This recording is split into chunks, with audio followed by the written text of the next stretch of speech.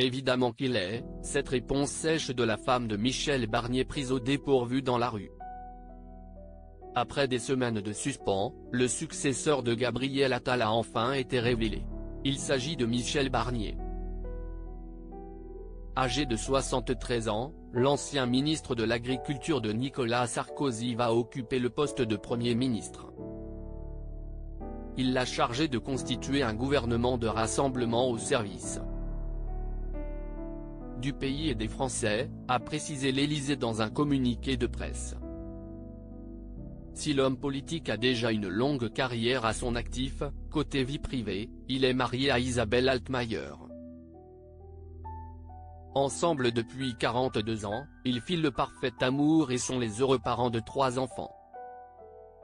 Nicolas, né en 1987 puis les jumeaux Benjamin et Laetitia, nés en 1990. Comme Michel Barnier, son aîné a décidé de se lancer dans une carrière en politique. Depuis la nomination de Michel Barnier, les médias s'intéressent de près à sa vie privée. Questionnée par les journalistes de France Info, sa femme, Isabelle Barnier, a d'ailleurs donné son avis. Évidemment qu'il est concentré, il est sérieux. Il va faire au mieux, il va donner le maximum, a-t-elle assuré. Une réponse plutôt sèche qui n'est pas passée inaperçue.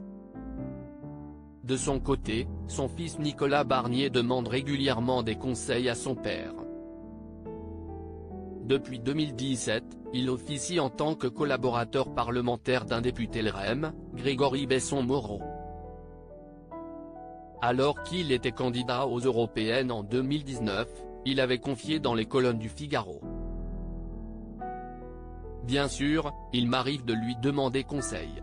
Sa réponse est, tout engagement doit correspondre à des idées auxquelles on croit.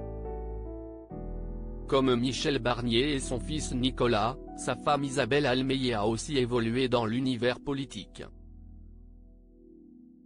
Cette dernière a été avocate pendant 10 ans. Elle a même travaillé avec Roselyne Bachelot au ministère de la Santé. L'épouse du Premier ministre a ainsi été chargée de mission puis directrice des développements et partenariats pour l'association Citizen Entrepreneur.